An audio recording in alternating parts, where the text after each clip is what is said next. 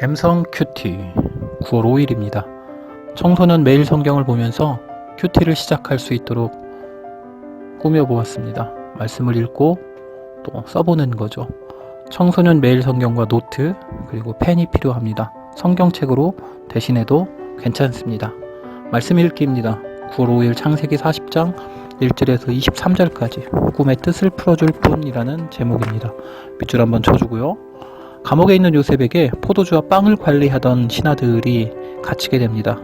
그중 포도주를 관리하던 신하가 꾼 꿈을 요셉에게 이야기하죠. 하나님께서 풀어주실 겁니다 라고 하면서 요셉은 그 꿈의 뜻을 설명해주고, 또 빵을 바치던 신하도 똑같이 꿈을 꾼 것을 요셉에게 설명해줍니다.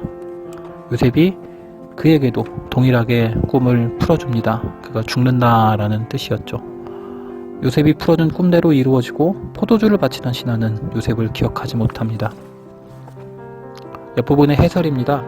이 두 신하는 파라오의 가장 높은 지위에 있었던 신하들 중 한 명이라고 합니다. 그리고 미래를 주관하시는 하나님의 계획은 석방해 주는 것 이상이라고 이야기하고 있습니다. 노트를 펴시고요. 내용 분석입니다. 9월 5일 꿈의 뜻을 풀어줄 뿐, 창세기 40장 1절에서 23절 내용입니다. 감옥에 갇힌 요셉은 두 명의 죄수를 만납니다. 빵과 포도주를 담당하던 고위직 죄수들입니다. 요셉이 이들의 시중을 들게 되죠.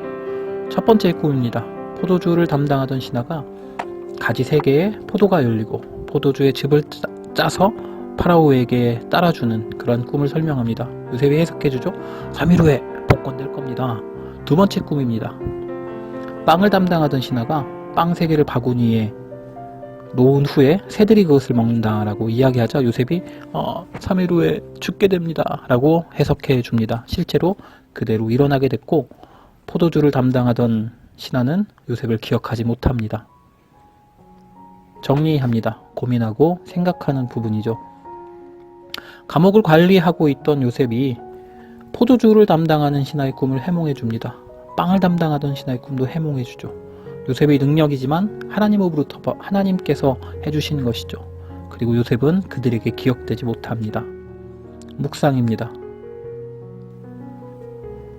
꿈이 등장하죠. 해석은 하나님께서 하신다라고 말하고 있습니다. 요셉의 꿈도 하나님께서 해석해 주셨으면 어떨까 생각이 들었습니다. 하지만 요셉의 삶을 통해서 그 꿈들을 해석해 주실 것이죠. 만약에 포도주 관리로 인하여서 요셉이 풀려났다면 희부인이면서 어리고 지식도 없는 요셉이 할 수 있는 것은 꿈 해몽가 정도 되었을까요? 하나님의 계획은 더욱더 크고 더 멀리에 있었던 듯합니다. 나와 우리에게 여전히 주어진 삶에 최선을 다해야 된다라는 생각이 듭니다. 시중을 들고 관리하는 일에 최선을 다한 요셉이죠. 포도주, 빵 담당하는 그 신하들에게 최선을 다해서 그들의 슬픔을 풀어주기 위한 그 뜻에서 꿈을 해몽하게 되었으니까요. 빨간 펜. 자, 요셉의 기대는 꿈 해몽 후에 풀어줄지도 모르겠다라는 기대였죠. 그렇게 되지는 못했지만 기억되지 못함을 당합니다. 원망스럽고 억울하고 답답하기도 했을 겁니다. 하지만 그 마음과는 다르게 요셉은 자신의 일에 여전히 충실하고 신실하게 일했습니다. 알 수 없는 하나님의 계획이라고 써보았는데요. 이 기다림 가운데에서도 최선을 다하는 삶을 살아야 한다라고 이야기하고 있습니다.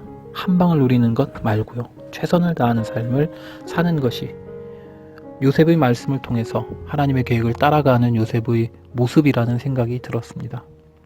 여기까지입니다.